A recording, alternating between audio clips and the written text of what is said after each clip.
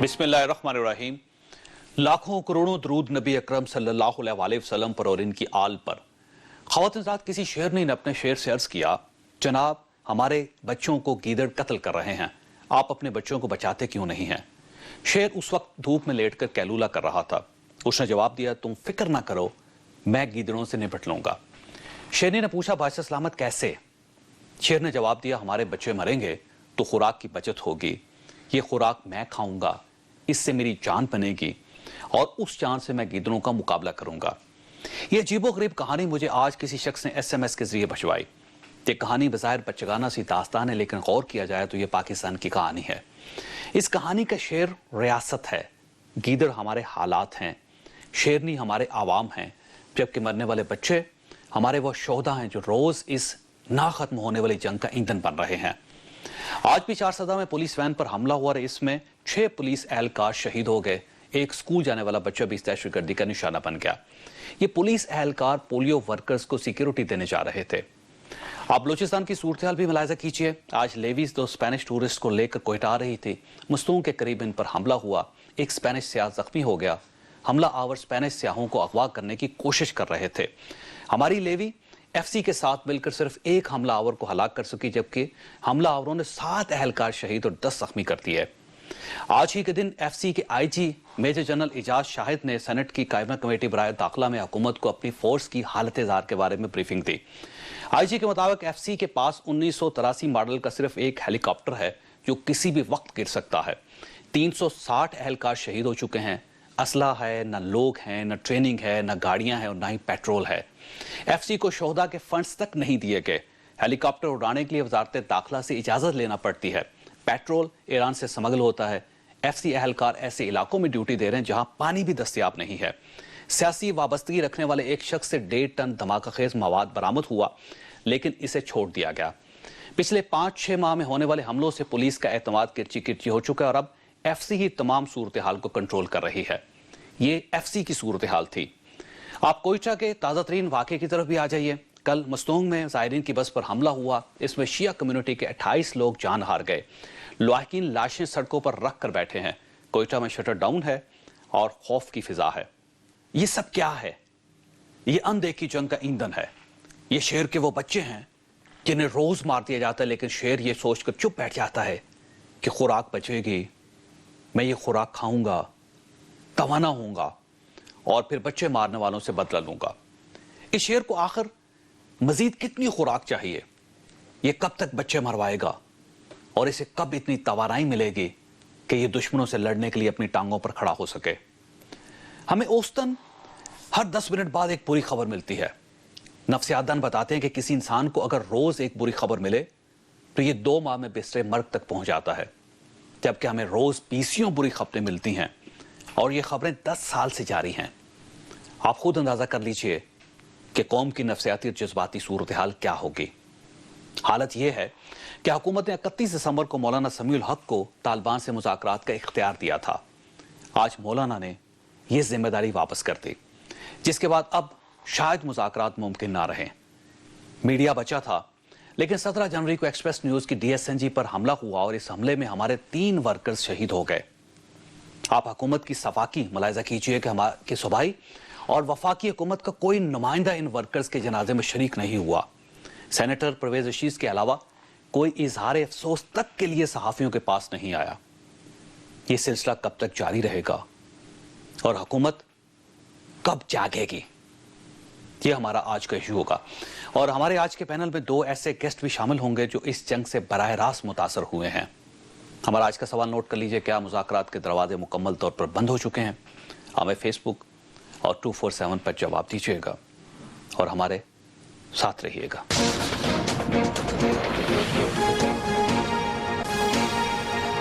Programme में दोबारा खुशामदीद। ख़ासत हमारे साथ तशरीफ़ रखते हैं सेनेटर परवेज रशीद साहब, वफाकी वज़ीर हैं इत्तलात व नशरियात के। हमारे दूसरे मेहमान इंतहाई अफसोस के साथ मैं ऐलान कर रहा हूँ, मोहम्मद यूसुफ साहब हैं। मोहम्मद अशरफ गार्ड थे हमारे एक्सप्रेस पे। जब एक्सप्रेस की DSNG पे हमला हुआ तो अशरफ उस वक्त उनकी उस DSNG की हिफाजत कर रहे थे। मोहम्मद यूसुफ खान साहब जो हैं ये उनके वालिद हैं और हमारे शहीद के वालिद हैं। इनसे पूछेंगे कि अपने साहबजादे के साथ किस तरह गुफ्तगू करते थे और आज जो इनको नुकसान हुआ है उस اس کو قومی نقصان سمجھتے ہیں یا صرف صحافتی نقصان سمجھتے ہیں, صرف اپنا خاندانی نقصان سمجھتے ہیں. ہمارے دوسرے مہمان عمر ایاز خان صاحب ہیں, یہ خالد خان ڈرائیور جو تھے شہید ان کے والد ہیں, ان سے بھی بات ہوگی. اور ہمارے چوتھے مہمان سلیم صافی صاحب ہیں, سینئر تجزیہ کار اور صحافی ہیں. کراچی میں ہمارے ساتھ عبدالعزیز صاحب ہیں, وقاص عزیز شہید ٹیکنیشین جو تھے ہمارے جو شہید ہوئے ان کے والد ہیں. سب سے پہلے عمر صاحب میں نے آپ کی طرف آنا ہے. آپ ایک پہلی بات تو یہ ہے کہ جس کا بیٹا چلا جائے اس کی کوئی ریپلیسمنٹ نہیں ہوتی, اور آپ کا جو نقصان ہوا ہے اس نقصان کو دنیا کی کوئی طاقت اب پورا نہیں کر سکتی. لیکن اس کے باوجود میں آپ کو یہ یقین دلواتا ہوں کہ ایکسپریس کا ہر بچہ, ہر ورکر آپ کا بیٹا ہے, اور پوری صحافتی برادری کا کوئی بھی جو ہمیں سلیم صافی صاحب ہیں اور جتنے بھی صحافی ہیں پاکستان میں, ان سب کی طرف سے میں آپ کو یقین دلواتا ہوں کہ ہم سب آپ کے پوری زندگی کے لیے بچے ہیں. آپ کو جب بھی ہماری ضرورت پڑے ہم آپ کے ساتھ کھڑے ہوں گے. بالکل. اب میں چاہتا ہوں کہ ہمارا خود اپنا بچے بھی انشاءاللہ اسی میں آئے گا دوبارہ.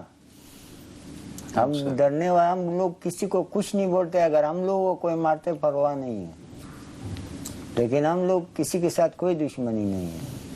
ہمارا بچے عوام پاکستان عوام کی خدمت کرے گا. آپ کے جو صاحبزادے تھے وہ ڈرائیور تھے بیسیکلی. ہاں, سب سے خطرناک ڈرائیور تھا ایکسپریس کے. سما میں بھی نہیں تھا, جیو میں بھی نہیں تھا, ایکسپریس میں بھی نہیں تھا. پہلا ڈرائیور یہ تھا. وہ جگہ میں جاتا تھا جو دوسرا ڈرائیور انکار کرتا تھا. تو جب یہ شہادت کی اطلاع ملی تو آپ گھر پہ تھے اس وقت؟ میرے کو لاہور سے ملا, گھر پہ تھا. اس سے 5 منٹ پہلا یا 10 منٹ پہلا ہمارا گھر والے کا بھائی بیمار تھا, تو اس نے فون کیا, بولا تم بیٹھ جاؤ, ہمارا 9 بجے چھٹی ہو جائے گا, میں آ جاؤں گا, تمہارے کو اسپتال لے کے جاؤں گا. ماموں کو بولا تم لیٹ جاؤ. جب وہ لیٹ گیا تو لاہور سے خبر آیا, تو بولتے ہیں لاہور میں ہمارا بابی ہے. وہ کیا بولے ابھی لاہور سے خبر آیا ایئرپورٹ والے روڈ پہ کوئی دھماکے ہو گیا, پیرنگ ہو گیا. ایسی بات کرتی, اس کے بعد اس نے بولا بھائی پریس والی گاڑی کے اوپر بھی پیرنگ کیا کسی نے, آپ خالد کو فون کرو کدھر ہے. جب میں نے موبائل میں لایا تو آواز نہیں جا رہا, گھنٹی جا رہا تھا لیکن کوئی اٹھاتا نہیں تھا. تو پھر گاڑی کی جو اندر وہ موبائل ہے اسی کے اوپر کیا, تو اس نے بولا ٹھیک ہے, وہ ہم لوگ کا باسی اسپتال میں وہ شہید ہو گیا. بس باقی ہمارے کو کچھ پتہ نہیں لگا. آپ کے کتنے بیٹے ہیں؟ 4 تھا اس کے ساتھ. ٹھیک, 3 بیٹے دوسرے ہیں, ان سے بڑے ہیں چھوٹے ہیں؟ چھوٹے ہیں. وہ کیا, اور 2 تو سبق پڑھتے ہیں مدرسے میں, اور 2 جو ہے وہ ایک جو ہے وہ کام کرتے ہیں, کبھی ٹیکے کا کام ملتا ہے کبھی نہیں ملتا ہے. ٹیکے کا کام کرتا ہے, یہ پینٹ شرٹ سلتا ہے کمپنیوں میں جو باہر ملک جاتا ہے. ٹھیک. یوسف صاحب, آپ کے جو صاحبزادے تھے محمد اشرف وہ گارڈ تھے, اور ایک تو میں اظہار افسوس ہی کر سکتا ہوں اس وقت اپنے تمام ادارے کی طرف سے, صحافتی برادری کی طرف سے. پرویز جی صاحب ابھی آپ کے ساتھ گفتگو بھی کریں گے, تو ہم ریپلیسمنٹ نہیں دے سکتے ان کی, لیکن اس کے باوجود ایک سہارا ہم آپ کے ساتھ ہیں. آپ سمجھیں کہ ہم آپ کے بچے ہیں, اور اسی طرح پوری زندگی آپ کی خدمت کریں گے جس طرح آپ کے بیٹا آپ کی کرتا رہا. تو جب آپ کو اطلاع ملی تو آپ کہاں تھے اس وقت؟ میں سوزوکی ڈرائیور ہوں, ڈرائیوری کرتے ہوئے ایک باڑا لے کے سمجھو کہ نکلا ہوا تھا باہر, نمائش چورنگی پہ تھا. اس ٹائم پہ جب مجھے گھر والوں نے فون کیا, بتایا نہیں, یہ بولا کہ آپ جلدی گھر آ جاؤ, کوئی مسئلہ ہے. میں صدر پہنچا ہوں, تو صدر میں گاڑیاں واڑیاں نہیں تھی, سی این جی بند تھا یا ایسا کوئی مسئلہ تھا, تو وہ گاڑیاں شارٹ ہوتی ہیں اس ٹائم پہ. تو پھر میں رکشے میں بیٹھ کے گھر گیا ہوں, تو بچے نے پھر دوبارہ فون کیا, بولا ابو گاڑیاں کم ہیں, آپ جلدی گھر آ جاؤ. میں نے بولا ہاں بیٹا, میں گھر پہنچ چکا ہوں تقریباً علاقے میں. گھر پہنچا ہوں تو گھر والے سب پریشان ہے, ایسا لگ رہا ہے. بولا آپ کھانا کھا لو پہلے. بچی چھوٹی ایک میری کھانا لے کے آئی, بولا ابو جلدی سے کھانا کھا لو, بھائی کو چوٹ لگی ہے, آپ پھر اسپتال جاؤ گے. اس کو بھی بتایا نہیں گھر والوں نے. تو بہرحال وہ میں نے بولا نہیں کھانا میں نہیں کھاتا ہوں, پہلے بتاؤ کیا بات ہے.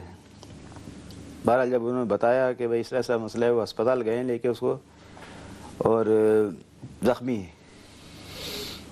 تو اسپتال سے میرا بھائی ایک کزن ہے سمجھو, ایوب نام ہے, اس نے ان کو گھر والوں کو نہیں بتایا تھا کہ شہید ہو چکے ہیں, کہ وہ ایک دم جو جھٹکا لگتا ہے وہ جان لیوا بھی ثابت ہو سکتا ہے ماں کے لیے خاص کر. تو بھائی وہ اطلاع جیسے ایمبولینس کی آواز, میں نے اس کو پھر دوبارہ فون کیا تو ایمبولینس کی آواز سنی میں نے. وہ اس ٹائم وہاں سے عباسی سے اس کو لے کے جا رہے تھے سرد خانے میں ملیر. تو میں ایمبولینس کی آواز سن کے میں پریشان ہو گیا. میں معاملہ کیا ہے بھائی؟ پھر اس نے بتایا کہ اس طرح شہید ہو گیا بیٹا آپ کا. بس پھر آپ جانتے جو کیفیت انسان کی ہوتی ہے بھائی, پھر تو پوری رات سمجھو. اشرف صاحب کی والدہ کیسی ہیں؟ ٹھیک ہیں اس وقت؟ بہت اللہ رحم کرنے والا ہے. باقی حالت صحیح نہیں, بہنوں کی بھی, 2 بہنوں کی اور والدہ کی. اللہ ان کے اوپر رحم کرے. کہ میں تو مرد ہوں, تھوڑا سا اپنے آپ کو سنبھال لیتا ہوں ان کے سامنے.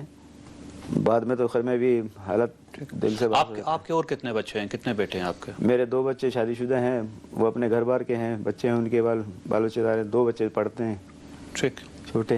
اللہ رحم کرے. پرویز جی صاحب, آپ نے ساری گفتگو سنی. اب دیکھیے, فوج محفوظ نہیں, پولیس محفوظ نہیں, مسجدیں محفوظ نہیں, امام بارگاہ محفوظ نہیں, اب صحافی بھی محفوظ نہیں ہیں. تو حکومت کیا کرنا چاہتی ہے؟ کیونکہ جتنی خاموشی ہے حکومت کی طرف سے, وہ لوگ اس پہ بہت پریشان ہیں.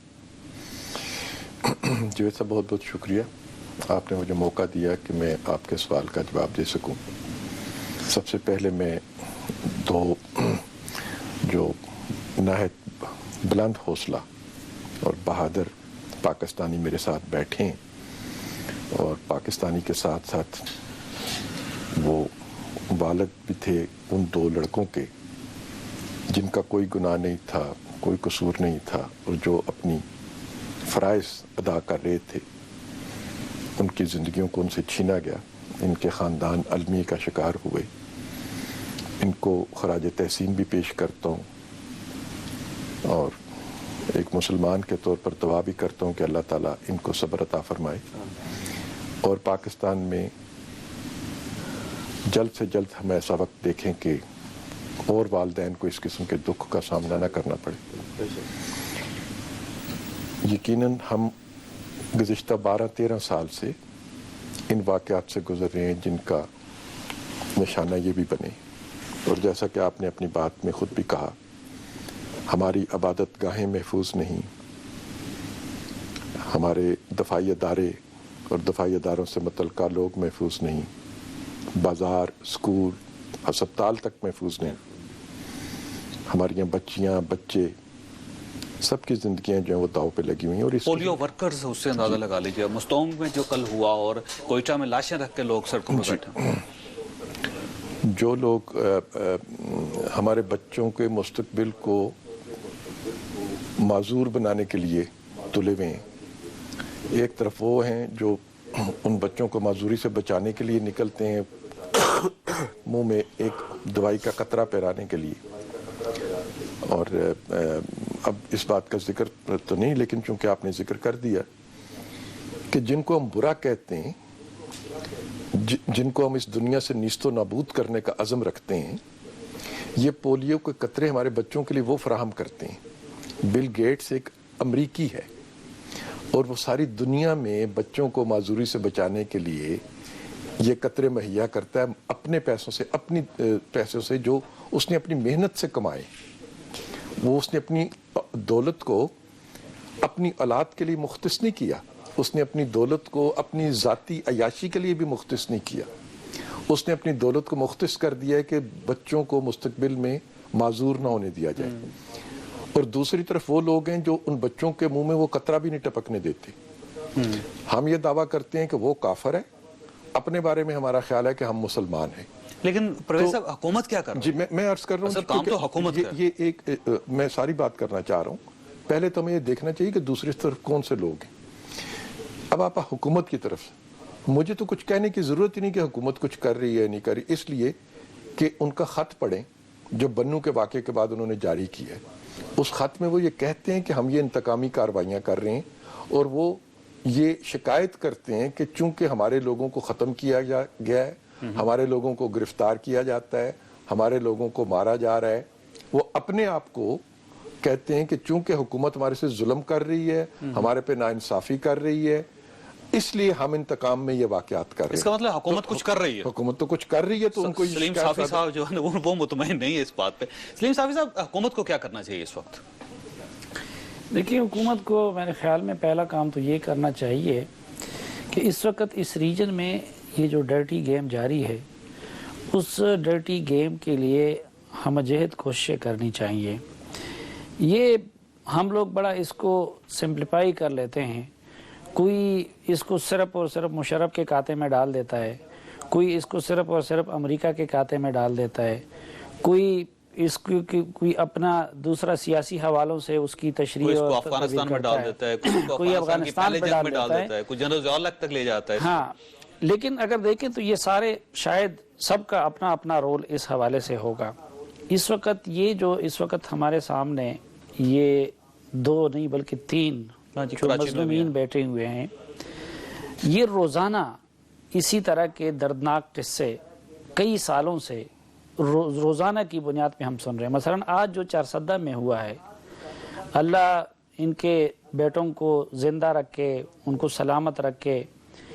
وہاں پہ ایک جو نوجوان مرا ہے اس میں وہ 6 بہنوں کا اکلوتا بھائی ہے، ٹھیک۔ اسی طرح آپ جائے تو میں آپ کو بتاؤں کہ دردناک سے دردناک قصے ہیں جو کابل سے لے کے کراچی تک ہمیں روز سننے کو اور دیکھنے کو ملتے ہیں۔ کل آپ دیکھیں یہ جو اس روز بمباری ہوئی وہاں پہ، تو جو وہاں کے عام لوگ ہیں وہ بیچارے تو کئی سالوں سے 2 بندوق والوں کے درمیان سینڈوچ بنے ہوئے ہیں۔ اب اس روز یہ جو بمباری اور گولہ باری ہوئی، مثلا ہمارا ایک جرنلسٹ دوست ہے، پرسوں میں نے اسے پوچھا، اس کی فیملی ادھر تھی، تو 2 دن سے ادھر کوئی گاڑی نہیں مل رہی تھی، لوگ بھاگنے کے لیے، معیشت تباہ، معاشرت تباہ، سب چیزیں تباہ ہو کے رہ گئی، لوگ ذہنی مریض بن گئے۔ اس وقت آپ جائے تو قبائلی علاقوں میں، ابھی آپ شروع میں وہ تمہیدی گفتگو میں ذہنی مریض ہونے کی بات کر رہے تھے، ادھر سب سے زیادہ ڈیمانڈ اس وقت ذہنی امراض، جو نفسیاتی امراض کی دوائیاں ہیں اس کی ہے۔ وجہ اس کی کیا ہے کہ ایک ڈرٹی گیم، پہلے بھی ایک پراکسی وارز کے لیے ہم نے اس ریجن کو استعمال کیا۔ ہم افغانستان فتح کرنا چاہتے تھے، وہاں سے کچھ لوگ آ کے افغانستان کو ہمارے خلاف استعمال کرنا چاہتے تھے۔ لیکن یہ بتائیے میڈیا پہ کیوں حملے ہو رہے ہیں؟ میڈیا کا کیا قصور ہے اس میں؟ میڈیا پہ بھی آتا ہوں۔ دیکھیں، ایک تو یہ کہ وہ پورا جو نیریٹو جو ان لوگوں کو ہم نے ازبر کرایا تھا، یعنی یہ جو ملیٹنٹ ہے جو اس وقت آپ کو مار رہے ہیں، جو مجھے مار رہے ہیں، ان کے ساتھ ایک تو ٹریجڈی یہ کہ ہماری ریاست نے اسی رستے پہ لگا کے ان کو چھت پہ چڑھا دیا اور نیچے پھر ان کے پاؤں سے وہ سیڑھی کسکا دی۔ میڈیا پہ اب وہ کیوں حملے کر رہے ہیں؟ ایک تو یہ ہے کہ وہ کہتے ہیں کہ ہمارے رستے میں جو بھی سامنے آئے، وہ میڈیا ہو، وہ فوج ہو، وہ حکومت ہو، وہ کوئی پولیٹیکل پارٹی ہو، تو ہم اس کو رستے سے ہٹائیں گے۔ جو وہ کہتے ہیں کہ ہمارے ساتھ ہیں وہی ہمارے ساتھ ہے، جو ہمارے ساتھ نہیں ہے۔ اور ان میں بعض لوگوں کی کنوکشن کا یہ عالم، مثلا یہ جو قاری حسین جس کو ہم استاد فدائین کہتے ہیں، اس نے اپنے سگے بھائی کو بھی فدائی تربیت دے کے اپنے سگے بھائی سے خودکش حملہ کرایا تھا، اس نے اپنے سگے باپ کو بھی یہ تربیت دی تھی۔ اب میڈیا کے بارے میں ایک تو ان کا تصور وہی ہے جو ہمارے ہاں لوگوں نے پھیلائی ہوئی ہے کہ یہ تو امریکی ایجنٹ ہے، یہ تو انڈین ایجنٹ ہے، اس میں ہم سب بھی ذمہ وار ہیں کیونکہ ہم ایک دوسرے کے بارے میں بھی یہ الزامات لگاتے ہیں۔ دوسرا، کلیکٹیولی جن چیزوں کو ہم ڈیفینڈ کرتے ہیں، جمہوریت کو، آزادی کو، ظاہری بات ہے اس چیز کو وہ لوگ شریعت کے خلاف سمجھتے ہیں، پھر یہاں پہ جو قانونی لطیفہ اور اس کے مظاہر ہیں وہ اس کو بھی اپنی شریعت کے۔ لیکن اس وقت جو سب سے ان کو بڑا گلہ ہے، ایک تو وہ کہتے ہیں کہ تم لوگ یک طرفہ رپورٹنگ کرتے ہو، وہ کہتے ہیں کہ ہمارے ہاتھوں کے مرنے والوں کا، وہ ملالہ ہو یا کوئی دوسرا ہو، اس کا تو آپ لوگ رونا روتے ہیں، لیکن وہ کہتے ہیں کہ جو ہمارے خلاف ہوتا ہے، جو بمباریاں ہوتی ہیں مثلا، اور یہ حقیقت بھی ادھر ہمارا ایکسس بھی نہیں ہے۔ اب جو لاسٹ ویک بمباری ہوئی تھی، نہ آپ کو جانے دیا جا رہا ہے، نہ مجھے جانے دیا جا رہا ہے کہ بھئی ہم دیکھیں ادھر کیا ہوا ہے، بے گناہ مرے ہیں، یا کل جو کچھ وہاں پہ ہوا ہے۔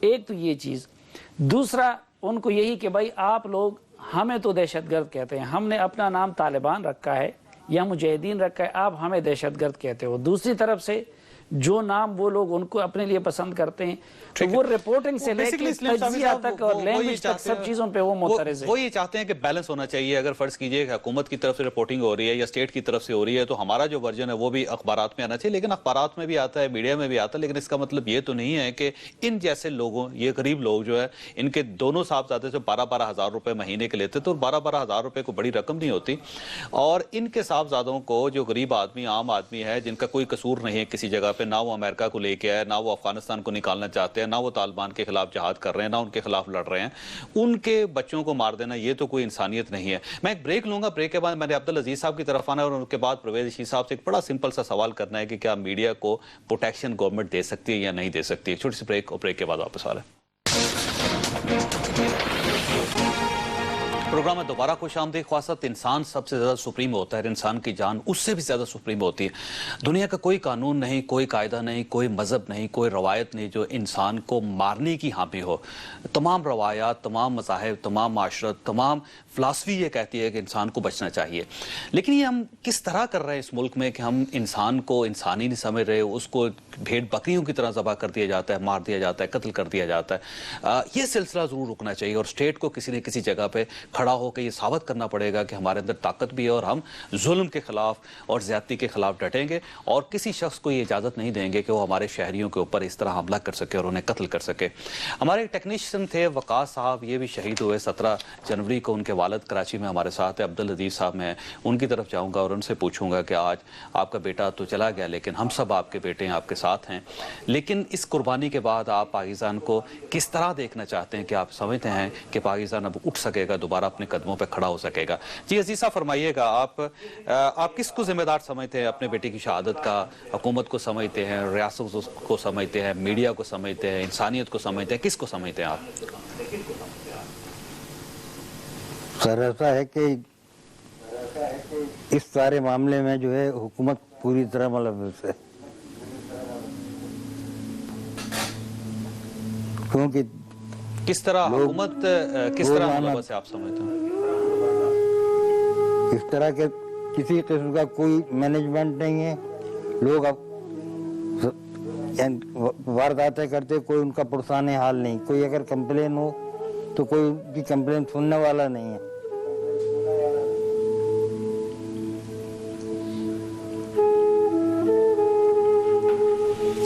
आप अजीज साहब हमारे साथ ही रहिएगा। परवेज अजीज साहब, हर शख्स आपकी तरफ देख रहा है और हर शख्स ये समझता है कि मियां नवाज शरीफ साहब जिम्मेदार है, क्योंकि कौम ने मैंडेट दिया था और मियां नवाज शरीफ साहब को बड़ा फैसला करना चाहिए था जो पिछले 8-9 महीनों में नहीं कर सके।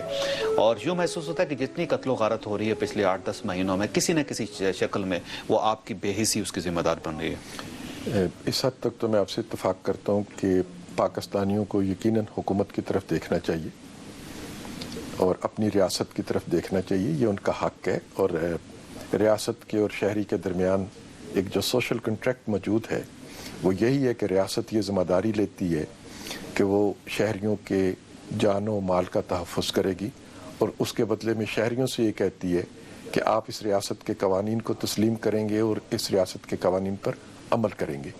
पाकिस्तान के शहरियों ने अपना फ़र्ज़ हमेशा पूरा किया है, बल्कि इस हद तक पूरा किया है कि जब उनके हकूक़ को छीन भी लिया जाता है और मुल्क में मार्शल लॉ नाफिज कर दिया जाता है, तब भी पाकिस्तान के शहरियों ने रियासत से कभी बगावत नहीं की, उस मार्शल लॉ के कवानीन को भी तस्लीम कर लेते हैं।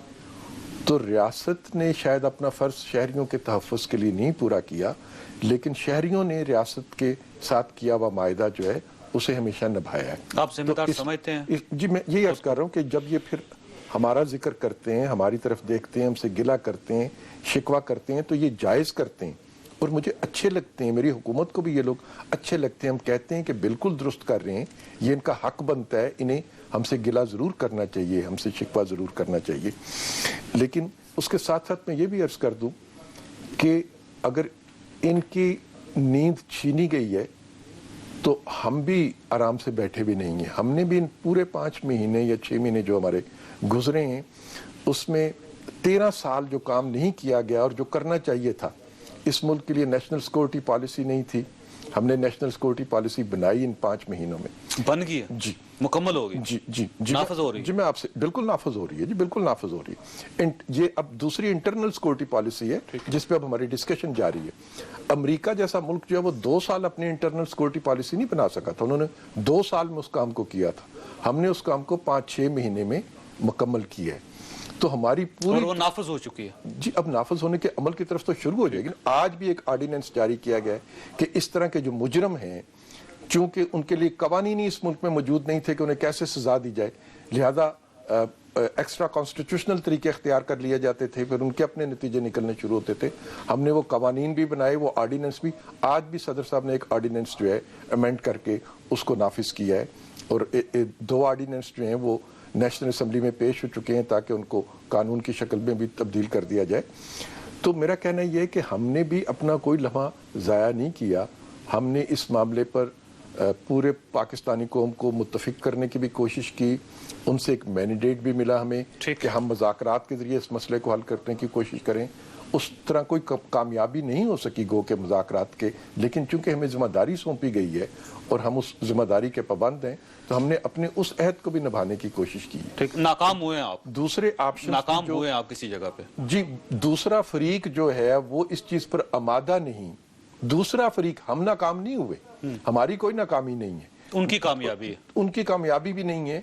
वो इस चीज पर आमादा नहीं है कि वो बातचीत के जरिए इस मसले को अपने कंसर्न इसका मतलब ये हुआ कोशिश करने की कोशिश करें कि वो रियासत से ज्यादा तगड़े हैं कि हम उनको कायल ही नहीं कर सके मुज़ाकरात के लिए। रियासत से ज्यादा तगड़े तो हुए।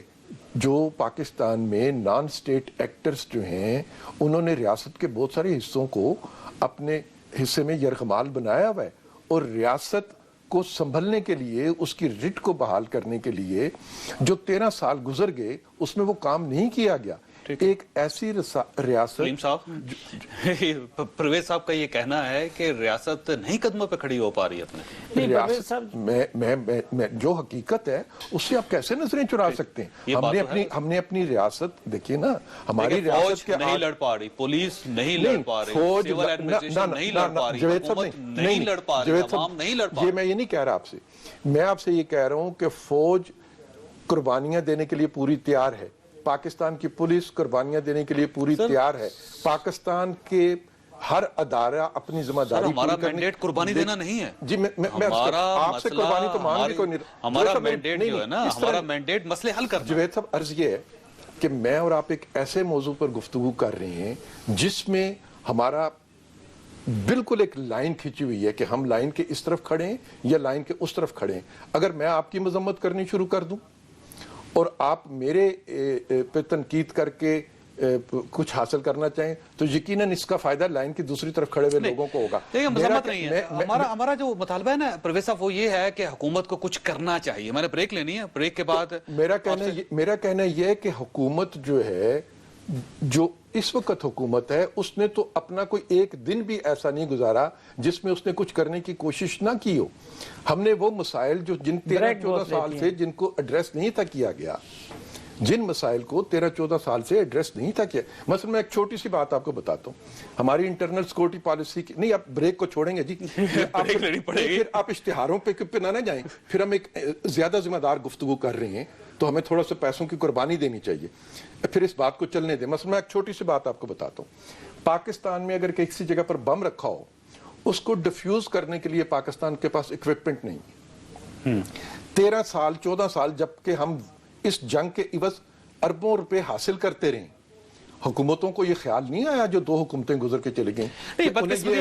इसमें कोई शक नहीं कि आज जो IGFC ने बताया, जो हुकूमत, मैं ब्रेक ले लूं, ब्रेक के बाद यहां से बात स्टार्ट। अब ब्रेक बाद में ले लेंगे। मेरी बात इसलिए मुकम्मल होनी चाहिए ताकि आपके नाजरीन तक पूरी बात पहुंचे, क्योंकि आप हम पर तनकीद कर रहे हैं, आप हमें कह रहे हैं कि हमने कुछ कर। मैं आपको एक छोटी सी मिसाल से ही बता रहा हूं कि वो इक्विपमेंट जो कि खरीदना चाहिए पाकिस्तान में लोगों को उन बमों से महफूज करने के लिए जो जमीन पर रख के छोड़े जाते हैं, 13-14 साल तक उसको नहीं खरीदा गया।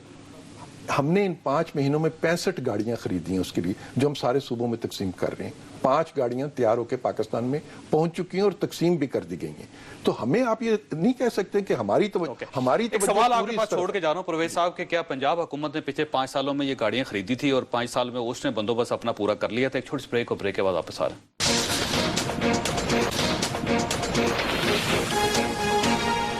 प्रोग्राम में दोबारा खुश आमदीद ख्वासत। इसमें कोई शक नहीं कि पाकिस्तान हालत जंग में, और इस जंग की हालत में हमने फैसला करना है कि हमने करना क्या है। हम लाइन की इस साइड पे खड़े हैं या इस साइड पे खड़े हैं। एक जो डिवीजन है वो खत्म होनी चाहिए और कौम को एक जगह पे इकट्ठा होकर फैसला करना चाहिए और लड़ना चाहिए। और जब तक हम ये फैसला नहीं करेंगे, इन मसाइल से हम अपने मुल्क को नहीं निकाल सकेंगे। सलीम साफी साहब, ये बताइएगा कि हुकूमत की डायरेक्शन ठीक है? हुकूमत की अगर प्राइम मिनिस्टर की हद तक मैं कहूँ तो डायरेक्शन ठीक है, लेकिन उस डायरेक्शन की तरफ न हमें कदम उठते हुए नज़र आ रहे हैं, या शायद आ रहे हैं लेकिन वो कदम उठने की वो बड़ी स्लो है। और दूसरा, उसके लिए जिस गर्मजोशी का और जिस तुंदही का मुजाहरा हम तवक्को कर रहे थे उसके मुताबिक नहीं हो रहा। और फिर तीसरा कि टीम जिस तरह उनको चाहिए, मसलन अभी یہ جو ماضی کے بارے میں پرویز صاحب جو کچھ کہہ رہے تھے پچھلی حکومتوں کی نااہلیہ، یہ حقیقت ہے کہ جو پچھلی حکومت کی شدید پچھلی اسی لیے ہوئی ہیں کہ لوگ ان سے مطمئن نہیں تھے. ہاں، اور پچھلی حکومتوں کا اس لیے ہوا ہے کہ آج عوام نے ان کو وہ شکست بھی دی، اور آج یعنی اللہ کرے ان کا بیٹا سلامت آ جائے، لیکن آج گیلانی صاحب خود ایکس پرائم منسٹر، ان کے گھر تک بھی آگ پہنچ گئی. اور شاید اگر اس وقت زرداری صاحب اور گیلانی صاحب ہمارے تنقید کا برا نہ مناتے اور اس چیز کے لیے فکر کرتے تو نہ باقی یہ ہمارے جو بزرگ بیٹھے ہوئے ہیں نہ یہ اپنے بچوں سے محروم ہوتے اور نہ خود گیلانی صاحب کو یہ صدمہ. اور اسی لیے آج ہم یہ تلخ سوالات کر رہے ہیں یا تنقید کر رہے ہیں کہ ہم کہتے ہیں کہ آئندہ الیکشن میں پرویز رشید صاحب اور ان کی پارٹی کا بھی وہ حشر نہ ہو جو پیپلز پارٹی کا ہو گیا یا اس سے پہلی حکومتوں کا ہو گیا. اور ہم یہ بھی چاہتے جو ہیں مشرف کے ساتھ ہو رہا ہے کہ یہ مشرف کے ساتھ ہو رہا ہے، یا خدا نہ خواستہ کہ کل میاں صاحب یا جو ہمارے باقی رولنگ کلاس کے ان کے بچوں کے ساتھ، اس لیے ہم ان کو غصہ بھی دلا رہے ہیں، یہ سب کچھ کریں لیکن یہ سوالات کریں. اب دیکھیں کہ پرویز صاحب یہ بڑے کمپلیکیٹڈ مسائل ہے اور 2 دن کے بنے ہوئے نہیں ہے. آئیڈیالوجیکل فرنٹ پہ آپ نے کاؤنٹر نیریٹو دینا ہے. وہ لوگ جو کچھ کر رہے ہیں وہ یہ سمجھ رہے ہیں کہ وہ دین اور شریعت کر رہے ہیں. آئیڈیالوجیکل فرنٹ پہ اس ملک میں کیا ہوا یا کیا ہو رہا ہے وہ اسلامی نظریاتی کونسل جیسے اداروں نے دینا ہے. اب وہ سیاسی رشوت کے طور پہ ان کی حکومت کی طرف سے دیا گیا شیرانی صاحب کو. آپ مجھے کہے کہ وہ کیا کاؤنٹر نیریٹو دے سکتے ہیں؟ ٹھیک ہے. فورن پالیسی کے مسائل ہیں. فورن پالیسی ٹھیک ہے، پرائم منسٹر صاحب کے دورے اور یہ ساری چیزیں اپنی جگہ پہ، لیکن کیا فاطمی صاحب جیسے اس کی بس کی یہ بات ہے؟ ہم یہ نہیں سمجھتے. بالکل اعتراضات تو ہوں گے، اگر حکومت ہے تو پرویز رشید صاحب بہت زیادہ سمجھتے ہیں ان ایشوز کو اور ان سب چیزوں کو. اب دیکھیں کہ ہم سے یہ مطالبہ کیا جا رہا ہے کہ میڈیا ریاست یا حکومت کے پیچھے کھڑا ہو جائے. اب یہ کہ ہمیں پتہ نہیں ہے کہ ریاست کا رخ کس طرف ہے. ایک تو وہ جو پہلے سے جو تفریق ہے کہ ایک طرح کا ملیٹنٹ ہمارے لیے چہیتا ہے اور دوسری طرح کا ملیٹنٹ جو ہے وہ میرے لیے مینس ہے. اچھا، پرویز رشید صاحب کے لیے ایک اناؤنسمنٹ کرنی ہے. پرویز صاحب کیونکہ آپ کی بات ادھوری رہ گئی تھی، میں نے ایکسپریس سے ان سے ریکویسٹ کی تھی کہ اگر ہم پروگرام کا تھوڑا سا دورانیہ بڑھا لیں تو وہ منظور ہو گیا. اب آپ جتنی چاہیں بات کر سکتے ہیں. بالکل آپ کو یہ شکایت نہیں رہے گی کہ ہم اشتہارات کے لیے آپ کی بات روک رہے ہیں. جی صاحب. اچھا، دوسرا یعنی یہ جو اس کی ہم بات کر رہے تھے کہ ہمیں یہ کرے کہ ریاست کے ساتھ کھڑی ہو جائے، میڈیا کھڑا ہو جائے. ابھی یہ بھی کلیئر نہیں ہے. مثلا آج بھی ریاست کی اسٹیٹڈ پالیسی یہ ہے کہ مذاکرات کن سے؟ ان لوگوں سے جن کے بارے میں آپ پہ تنقید ہو رہی ہے کہ آپ نے اپنے پروگرام میں 2 منٹ کے لیے اس کو کیوں لیا. ان لوگوں سے جن کے بارے میں ریاست مجھ سے مطالبہ کر رہی ہے کہ میں ان کے ساتھ کھڑا ہو جاؤں اور ان کو وحشی کہوں، ان کو انسانیت کا قاتل کہوں، ان کے سب کچھ کہوں. پھر ظاہری بات ہے کہ مذاکرات اگر ریاست کو انڈرسٹینڈنگ تھی، ہم نے تو اس روز کہہ دیا کہ جب ریاست مولانا سمیع الحق کے پاس چلی گئی تو میرا تو اسی وقت یہ کمنٹ اس پہ موجود ہے. مولانا صاحب بھی مجھ سے ناراض ہو گئے. میں نے اس میں کہہ دیا کہ اس کا مطلب یہ ہے کہ حکومت یا تو اس مسئلے کو سمجھتی نہیں ہے یا اس کے بارے میں سیریس نہیں ہے. آج مولانا سمیع الحق صاحب نے کتنا بڑا سنگین الزام لگا دیا اس حکومت پہ. انہوں نے کہا میں ٹیلی فون کرتا رہا ہوں پرائم منسٹر صاحب کو، مجھے جواب نہیں دیا گیا، پھر یہ کہا گیا کہ وہاں اٹیک نہیں ہونا چاہیے، پھر اٹیک شروع ہو گیا وہاں پہ. مجھے آج تک یہ واضح نہیں ہے. آپ بھی کچھ نشستوں کی گواہ ہے کہ آرمی کے سربراہ سے بھی ہم نے یہ سوال کیا، ہم نے اس وقت کے حکمرانوں سے بھی یہ، اور آج بھی یہ سوال ہے کہ امریکہ میرا دوست ہے یا دشمن، افغان حکومت میرا دوست ہے یا دشمن. کیونکہ مجھے ریاست کی طرف سے بتایا جا رہا ہے یا طالبان میں کوئی اچھے طالبان بھی ہیں اور برے طالبان. یہ جو کچھ ہو رہا ہے پاکستان میں افغان انٹیلیجنس کر رہی ہے اور واقعی ہم بھی اس کے شواہد دیکھتے ہیں. دوسری طرف ہم اس کے اتحادی ہیں. یا طالبان میرے لیے ایسٹ ہے یا مینس ہے. ایک تو یہ کہ ان سوالوں کا جواب جب ریاست کی طرف سے میرے پاس آ جائے تو پھر میں کلیئر ذہن کے ساتھ فیصلہ کروں گا کہ کس کے. اور دوسرا کہ میرے سامنے ریاست کی طرف سے یہ واضح ہو جائے کہ میری ریاست اس وقت مذاکرات کرنا چاہتی ہے یا جنگ کرنا چاہتی ہے، تو پھر میں اپنے لیے رول متعین کر دوں گا کہ میں کس طرف. اور ظاہری بات ہے ہم بھی اس ریاست کے شہری ہیں. میں یوسف صاحب سے ایک سوال کر کے اس کے بعد پرویز صاحب کی طرف آنے. پرویز صاحب کیونکہ ٹائم ایکسٹینڈ ہو گیا، آپ جتنی بات کرنا چاہیں گے بالکل ہو سکے گا، اور میں اشتہارات کی میں کوشش کروں گا کہ وہ نہ ہو، کم از کم آج معاشی نقصان ہو پاکستان کے لیے. یوسف صاحب یہ بتائیے گا کہ آپ حکومت سے کیا توقع رکھتے ہیں؟ آپ کیا چاہتے ہیں کہ حکومت کیا کرتی جس سے آپ محسوس کرتے ہیں کہ حکومت آپ کے ساتھ ہے، یا جو آپ جیسے والدین ہیں ان کے بچے محفوظ ہو جائیں گے حکومت وہ کچھ کرے تو؟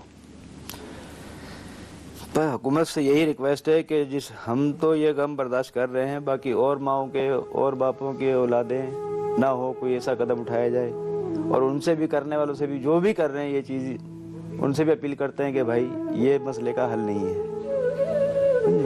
وہ حکومت کیا کرے؟ آپریشن کرے ان کے خلاف, خاموش رہے؟ وہ تو حکومت ہی بہتر سمجھتی ہے کہ بھائی ہمیں کیا کرنا چاہیے اور کیا بہتر قدم کون سا ہے. وہ تو ہم سے زیادہ حکومت سمجھدار ہے. ایاز صاحب آپ کیا سمجھتے ہیں کہ کیا حکومت کرے؟ میرا سمجھ میں تو یہ آتا ہے جو حکومت مطلب اس کا غور کرے. اگر غور نہیں کرے گا نا تو بہت حالات خراب ہو جائے گا. یہ لوگ بے قصور لوگوں کو مارے گا, جو قصوردار ہے اس کو نہیں مارے گا کوئی بھی. جو بے قصور ہے روڈ پہ وہی مارتا ہے, اور یہ مسلمان بھی نہیں ہے. بلا وجہ قتل کرنا مسلمان کا کام نہیں ہے, یہ کئی غیر مسلم ہے.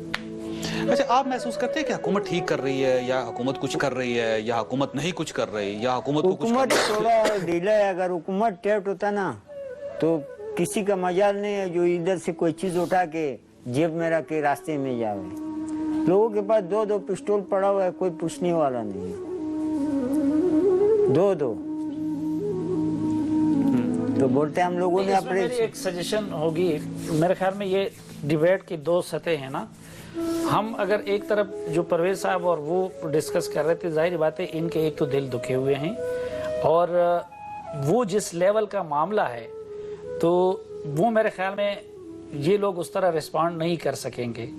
ہم اگر ان کے درد کو, ان کے المیے کو ایک طرف رکھ لیں اور اس پہ ایک دوسری سطح پہ ڈیبیٹ کریں, یعنی ٹھیک ہے ان کی پالیسیوں کا میں بھی ناقد ہوں, لیکن ایک عام سٹیزن اور پھر ان جیسے دھکے ہوئے دل جس طرح وہ کرتے ہیں, اگر ان کے سوال ہم پرویز صاحب کے سامنے رکھیں گے تو شاید یہ کچھ. میں خواصت یہاں پہ میں نے بریک لینی ہے, پروگرام کا ٹائم ایکسٹینڈ ہو گیا. اب ہم چھوٹی سی نیوز بریک کے بعد دوبارہ واپس آئیں گے, آپ خبریں سنیں گے. خبریں سننے کے بعد پرویز رشید صاحب کے سامنے حاضر ہوں گے. 2 سوال پرویز رشید صاحب کے سامنے رکھتے ہیں کہ حکومت کا لاہے عمل کیا ہے, اس دہشت گردی کا جو افریت ہے اس سے ہم کیسے باہر نکلیں گے, کیونکہ یہ ماسٹر ہے جو روز ہمارا خون پی رہا ہے. ریاست یا حکومت کیا سوچ رہی ہے اس پہ. دوسرا یہ کہ میڈیا کیونکہ فرنٹ لائن پہ اس وقت ہے, اور اس کو جس طرح جو واقعات ہوئے ہیں اسے یوں محسوس ہو رہا ہے کہ اب میڈیا بھی ہٹ لسٹ پہ ہوگا. آج ایکسپریس کو نشانہ بنایا گیا, کل جیو کو نشانہ بنایا جا سکتا ہے, پرسوں اے آر وائی کو بنایا جا سکتا ہے. جو میڈیا ہاؤسز ہیں اس ایک انسیڈنٹ کے بعد یوں محسوس ہوتا ہے کہ وہ بھی بہت فرجائل ہو گئے. ان انسیڈنٹ سے بچنے کے لیے میڈیا کیا کر سکتا ہے, حکومت کیا کر سکتی ہے, ہمیں کیا کرنا چاہیے, کس طرح ہم چیزوں کو بہتر بنا سکتے ہیں. یہاں پہ ایک چھوٹی بریک لیں گے اور بریک کے بعد واپس یہیں سے حاضر ہوتے ہیں, یہیں سے سٹارٹ کریں گے.